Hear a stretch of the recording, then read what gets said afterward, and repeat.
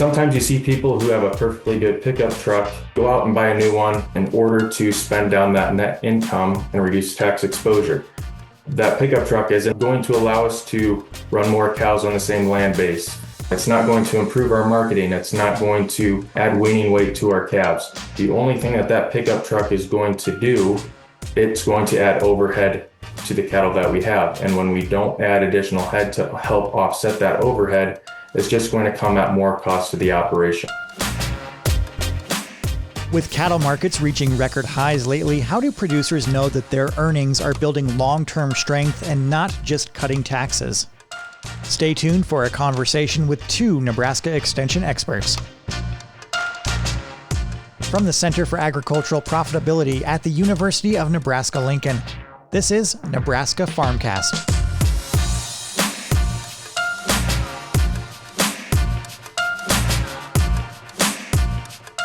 Thank you for tuning in again to Nebraska Farmcast, produced by the Center for Agricultural Profitability at the University of Nebraska-Lincoln.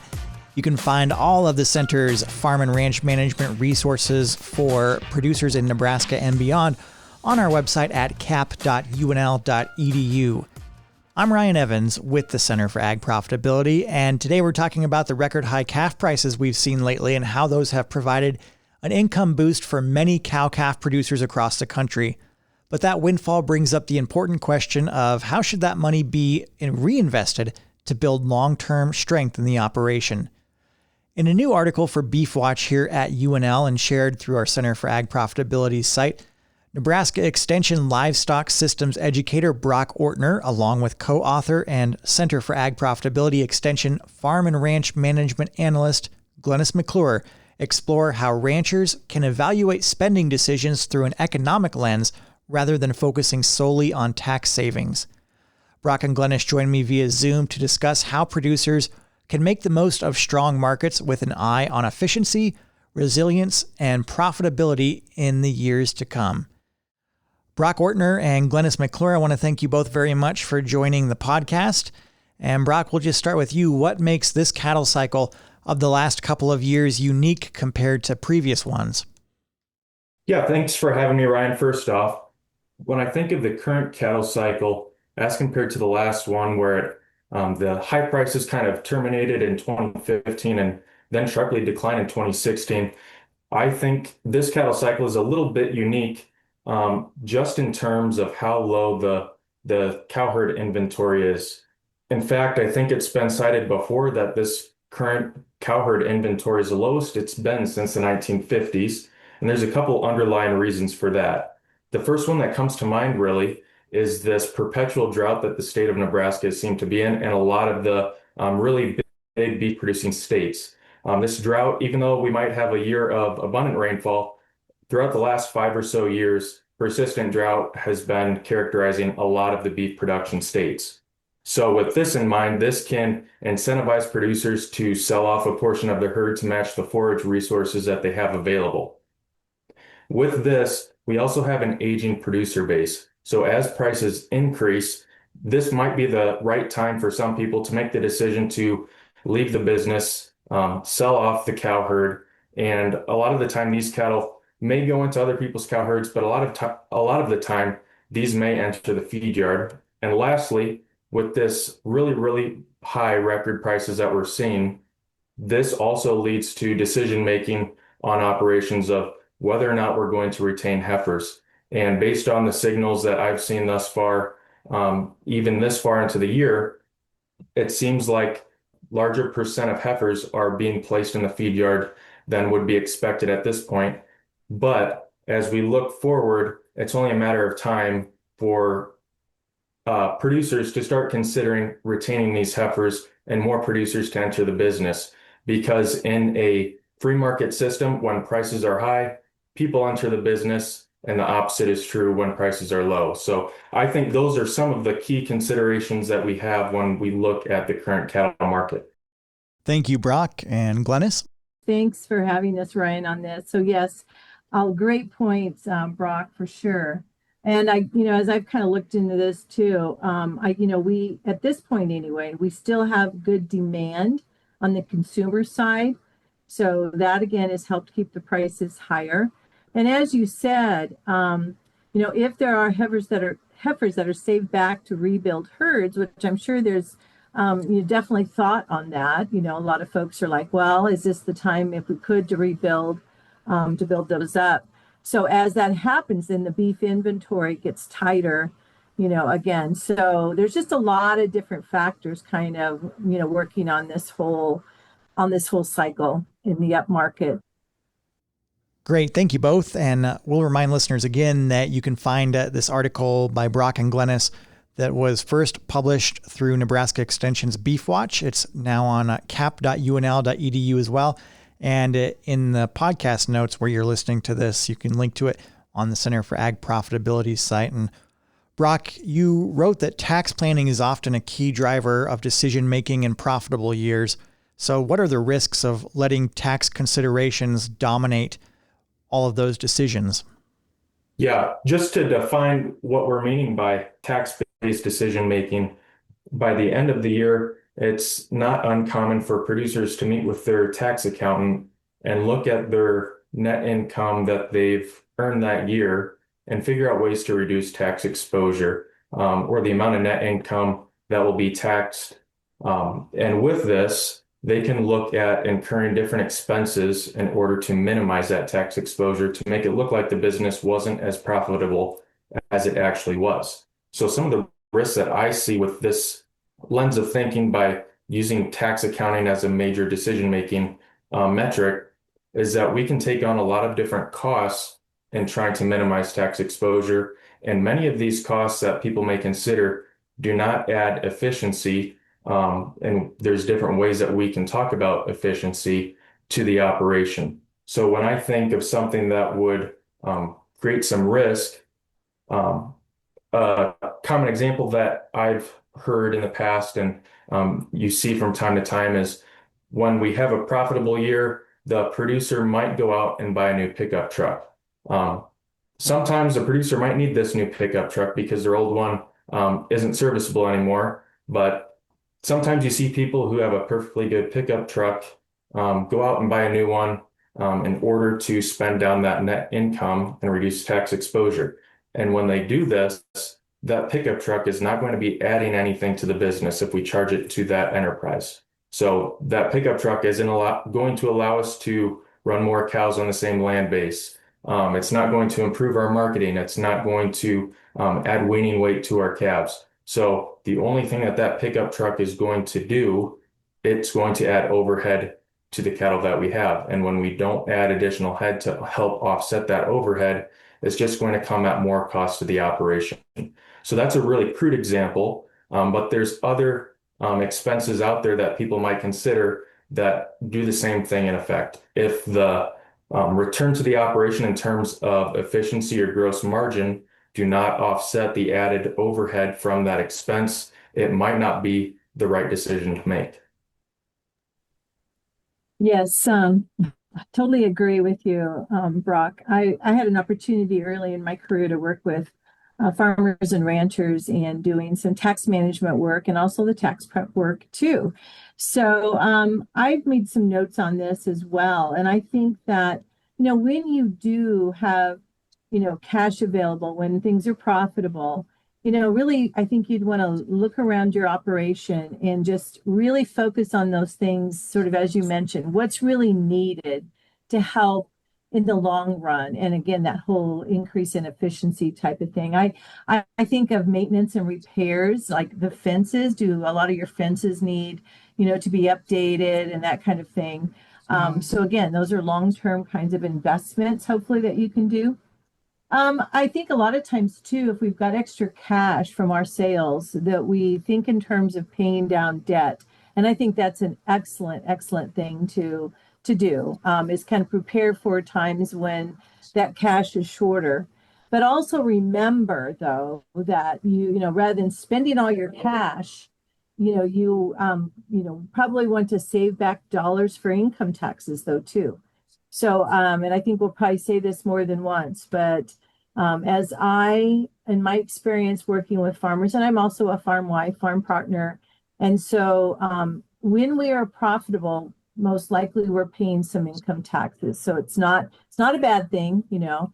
And also, I always think in terms of the tax planning is so important. You mentioned, yes, visiting with your tax accountant, tax consultant early, you know, sometime before the end of the year to kind of get everything in order. But it's really important. And well, here's really why too. I think over the long haul, now I know if we've got bump up in revenue, bump up in profitability, things are a little bit more out of balance. We're kind of used to similar tax situation, and all of a sudden, in the last few years or so, things have really, increased on that end. So, but overall, a tax strategy should be to try to even things out. So again, look at where you're at now, kind of project where you might be next year, and do what you can do. And again, not totally lower that tax liability. Think in terms of how can I sort of manage it and sort of even it out over the long haul.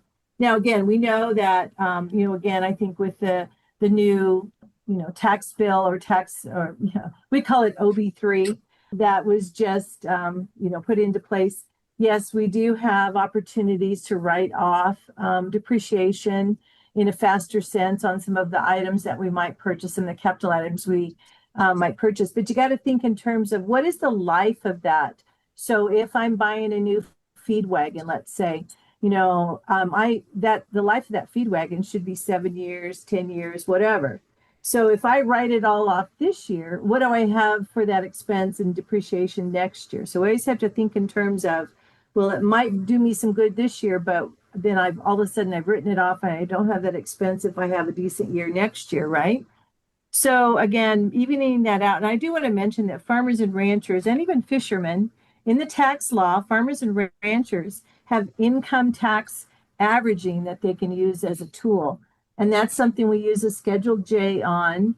And it allows taxpayers to utilize unused tax brackets from the previous 3 years. So if you've really seen a jump up in the last year or two, there might be that you go back and you actually look at what that tax liability was like 3 years prior, and that can help kind of even things out. So again, a good reason to visit with your tax accountant, for sure. So lots of things to consider on the tax side of things as we think about profitability. Profitability is wonderful for sure. We're so I guess pleased with our producers that are doing well. But yet we have to think in terms of the tax situation, and paying taxes is not always a bad thing. Yeah, Glennis, I think those were all excellent points. One thing that I'd like to bring up and kind of get your thoughts on is the comment that you made on servicing debt. And I'm meaning this in respect to maybe some notes that we got when rates were still low as compared to where they are right now. I guess in my mind, the way I look at this is that sometimes we can keep servicing that debt at the same schedule that we were if we do have that low interest rate as compared to some of the higher interest rates, and maybe shuttle that money elsewhere into other needs of the business. And I was just wondering what your thoughts were. Well, I think I agree with what you're saying, and I think of that often too. If you want to compare what interest rate you might have on your debt, it is important to consider that. But I'd say, Brock, though, too, if they are operating notes, chances are that interest rate has climbed over the last year or two, right? Okay. Yeah. If it's long term and they have that lower interest rate, then yes, perhaps just what you're saying is true. So you can go ahead and I'd say comment on that. I think that's good, but keep in mind that operating interest rates have really, I mean, you're probably talking more like, and we don't need to talk about numbers or mention numbers, but because everybody's on a different page, right? But 7 or 8%, whereas maybe their long-term debt is more at 3%. Yeah. So that's definitely consideration. Yeah, I guess I was just considering that in respect to maybe land purchases or some of those longer term notes that you had mentioned. Yeah. Yeah. But I think generally though, in the long term, I mean, this is just a general statement. In the long run, I think if you've got extra cash, again, yeah, you have to weigh what your return on investment might be, given what you can do with that cash. But I'd say in practicality, paying down debt is generally okay. Yeah, 100% I'm with you there. Yeah. So, Glennis, as one is evaluating these investments, can you just walk through the difference between tax accounting and economic profitability and why that distinction is important here? Sure. When you think of tax accounting, really is when you're looking at your cash basis accounting. Most farmers and ranchers are on a cash basis accounting. The one difference is the one non-cash item that we add into our Schedule F is depreciation. All right. So, but economic profitability this is what I think we always want to get to and understand where we are with that, because that is truly what we've earned as farm income. And that's oftentimes we refer to that as net farm income. So here we're taking into account, so we're taking our cash basis, income minus our cash expenses. But what we do with an economic profitability or a true profitability sense is that we take into account the changes in inventory, both quantity and value, from the beginning of the year to the end of the year. Okay, and that can include our breeding stock.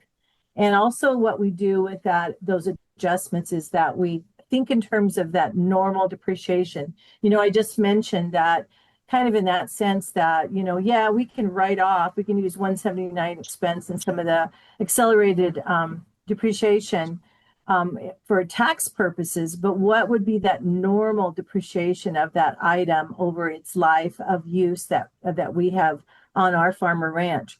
So anyway, true profitability or net farm income can relate back to how our net worth from our beginning to ending balance sheets has changed. So again, doing some kind of analysis and understanding what is that net farm income, I think is very, very critical. And it really helps us understand, yes, are we growing our net worth from beginning of year to the end of the year? So I always think in terms of net farm income, there's three things that we do with net farm income or true profitability. And one is pay family living expenses, unless we have another source of income where we're living off of. So family living needs to come from net farm income unless there's another source. And also we have to pay state and federal income taxes. We've talked about that already here, but that's where we can't write off. It's not an expense, so we have to have some kind of profitability to be able to pay our state and federal income taxes. And then the last thing that's really important is to reinvest into our farm and ranch. And that's to either pay down debt, again, looking at that value trade-off of, where you are with your, overall interest rates, kind of where you're at with that. But you can pay down debt. Basically, as you do that, you're investing in your farm. So you're adding to your net worth when you're doing that. Or you add assets, or you actually put that money in savings. Again, you'd want to be measuring that trade-off of interest rate. So if I have a 7% loan, and all I can get at the bank and savings is 4 or 5%, chances are I'm better off to pay off that debt, right? You'd have to look at that situation. Yeah, and Glennis, one thing I also comment on, and this is, I would, I'm a big proponent of charging the business fair market value for any owned assets that you are going to be, I guess, using during that production season. So things like owned land that you're using for pasture. And I would just liken it to if you were to lease out your ground to someone else, they'd be willing to pay you fair market value to graze cattle on that piece of land. And if you were not to own a cow herd and be operating on that land base, you could easily lease that out and make that amount of money and be just the manager of said piece of land. So I think of own pastures, raised feedstuffs that you have on hand. So if you have a cropping enterprise and you have been in the past not accounting for the value of those feedstuffs that's being transferred over into the livestock enterprise. And then the other thing, and I think this one sometimes gets overlooked, is opportunity interest. So all of the money that you have in these assets, whether they be really, really non-liquid assets such as land, even to ones that are more liquid like livestock or feedstuffs, you could have taken that money, you could sell everything and put it into a low or medium risk portfolio and be making anywhere from 6 to 10% on it. So by making the choice to operate said business, you are essentially, I guess, competing with what you could do if you were investing it into a portfolio. Yes, exactly. We definitely take into account those things. In certain cases, or especially like when we're looking at budgeting ahead, I think it is really important, as you talk about, to include opportunity costs. So yes, oftentimes, on in a ranch situation, or I own this pasture, so I should be using it, right? But you're right, take a look at what is that opportunity cost? What could you rent that for? And that should be included in some of your decision making as you look at profitability on an economic basis. All right. But we don't figure in opportunity costs when we're comparing on the tax side of things. So, but definitely in the budgeting side of things. And we'll talk a little bit more about that here in a little bit. But yes, you can, it's one thing to measure your cash expenses, but it's another thing to take in consideration all these things that you just talked about on the economic side of things. So great. Thanks for bringing that up.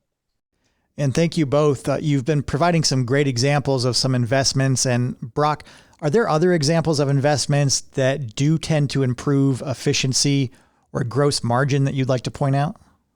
Yeah, I think a really good example of something that would likely improve your um, efficiency of a livestock enterprise is perhaps if your grazing system could be improved, investing in cross fencing and additional water access.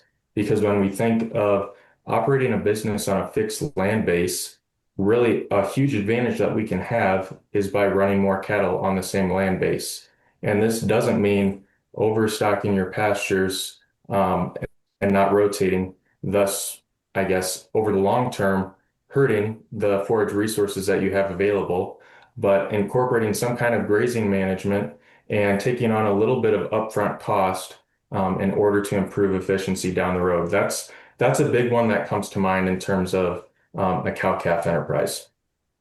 Great. And you're also pointing to liquidity, building up cash or current assets, liquidity as an important use of pre-tax earnings. So why is that especially valuable? When I think of liquidity, I think it's important for several reasons. And Glennis, you can touch on some of the ratios that you have in mind as far as what is optimal or a range of what could be optimal for different operations.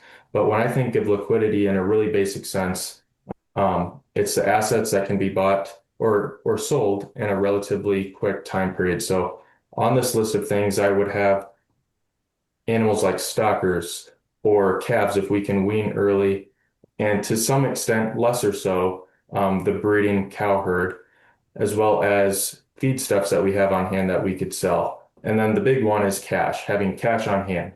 So liquidity, I think it frees the operation up in several ways. One of the big ones, I think, is in the case of emergency. So if someone on the operation is injured and we have to pay some expenses and that person's out of work for a while, if that person's a really important part of the business, we might have to get by for a while and somehow get those bills paid. And I think that's where having some liquid assets that we can turn into cash quickly can help play in.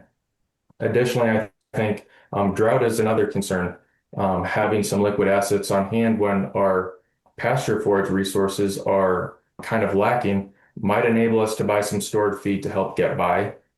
And additionally, and looking forward, I think this is a bigger consideration just because of how profitable operations are, is the ability to take advantage of opportunities as they present themselves. So if the neighbor is putting up a section of ground for sale next door and you're really looking to expand your enterprise, if we perhaps put some of this cash that we've earned this year into other expenses and don't keep that cash on hand and ready, we might not be able to purchase that. So I think that those are a few different examples of how liquidity can be a huge benefit to a business.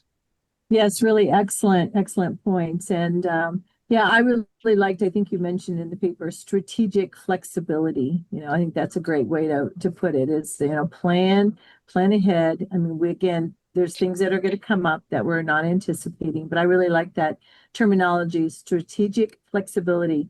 And yeah, you mentioned, some of those ratios, and I don't have them all at my fingertips right now, but we often think of one of the easiest ones is current ratio, which is your cash assets over your current liabilities. And obviously we want to have over one. It's best to have even like a 2 to 1 probably type of ratio. And those are definitely things, financial measures to watch. And then we always want to look at, that balance sheet situation and make sure that we've got that working capital as we go forward in a positive light. And that would include, again, making sure we have all of our general expenses. We can pay for those, our feed, our, vet bills, all of those kinds of things.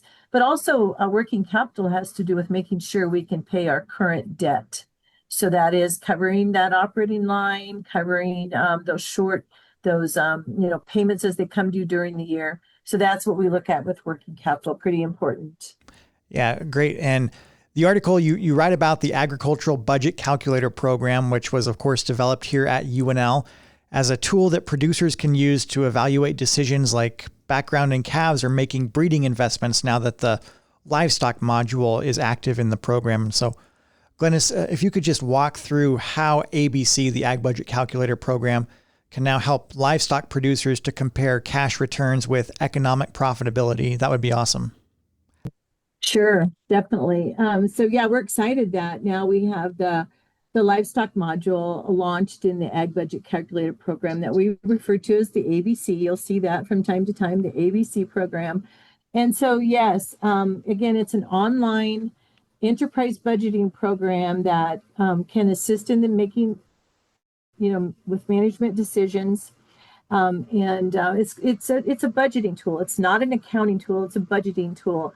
And for sure, we've built in that a way to go. So if I've got a cow calf, let's say, okay, and I look at that budget, and it looks like things are looking pretty good. But I want to add value. Do I want to add value to those calves, and take them into a background and even on into finishing? So the way we've got this set up is now you can transfer those calves that you could, what's their value at weaning, right? So we would take that weaned value and then plug that into a next enterprise, and that would be a backgrounding enterprise probably. And we would then take a look at what do we need to do to add weight and value onto those animals, and then what does that look like? Are we really adding value? Should I have sold those as weaned calves? Okay. And so you're going to look at your, what is your cost of gain, and then what is that value? What is the value of that? Are you adding value as you do that? Obviously. And then also you could take those backgrounding calves and then move them forward into a finishing operation. And again, what is that cost of gain and versus the value in doing so?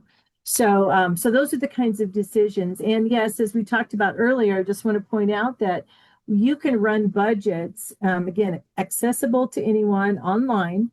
You can just, again, just go into agbudget.unl.edu, and you can enter an email and create a password. So you have your account and your account alone that you can work with. But you can look at what your cash basis situation looks like in budgeting versus that economic that we just talked about.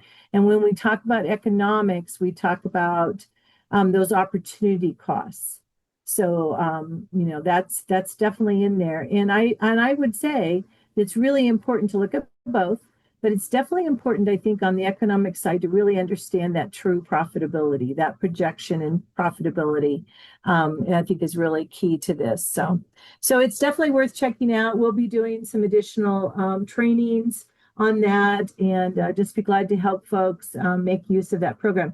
One of the features that we'll be adding eventually will be to take our feedstuffs, like say we have a hay enterprise, we have alfalfa alfalfa, let's say, and we're going to use it in our cattle operation.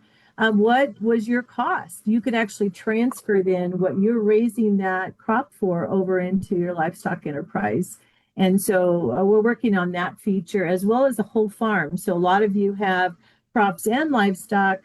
And so what does that whole farm profitability scenario look like? And again, it's a budget and it's projecting ahead, and nice for you to know, for you to plan with, but also good to share with your lenders and your stakeholders as you move forward.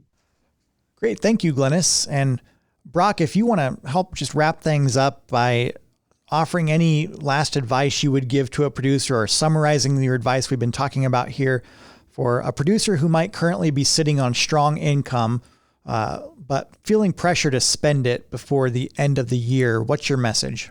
Yeah, so just to summarize some of what we've discussed, I would just add, looking back at the past 10 years in the cattle industry, it's been a rough go at times. So right now, I think it's also really important for people to congratulate themselves on making it through this cycle, getting to this point of extreme profitability, and reward yourself. If you can get away from the ranch for a couple days, do so.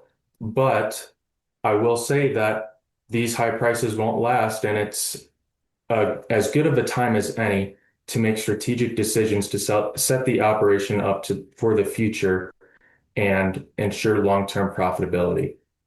Yes, and I definitely, I guess, ditto those remarks for sure. I'd say, again, we always have to, again, think somewhat in and think about the long term. What should we be doing now to prepare for a potential shift in the economic situation? And Brock and I and others do not have a crystal ball as to when things might change. All right. And I'd say also, just to reiterate that, it's always important to watch that cash position or your liquidity, as we've talked about. And I think it's true with so many businesses that cash is king. And so you want to make sure that you are, again, planning carefully for where you're at with all of that. So anyway, thanks again for the great article that you put together, Brock, and and allowed me to add to, and I appreciate that. So thanks. Yeah, thank you for your help, Glennis, and thank you for having me on. It was a lot of fun. Absolutely. Thank you so much to both of you. That's Brock Ortner, a livestock systems extension educator with Nebraska Extension. He is based up in Rushville in the northwest corner of the state. And Glennis McClure, she is an extension farm and ranch management analyst with the Center for Agricultural Profitability and the Department of Agricultural Economics based in Lincoln. And again, you can find their article that looks at this issue of pre-tax earnings for cattle producers in this record high market we've been seeing lately. That is linked to in the notes to this podcast, as well as on our Center for Ag Profitability website at cap.unl.edu. And that article first appeared in Nebraska Extension's Beef Watch publication. Thank you very much for listening to Nebraska Farmcast, a production of the Center for Agricultural Profitability at the University of Nebraska-Lincoln. I'm Ryan Evans, and you can find a host of farm and ranch management resources, including articles, decision tools, videos, and more on the Center for Agricultural Profitability's website, cap.unl.edu.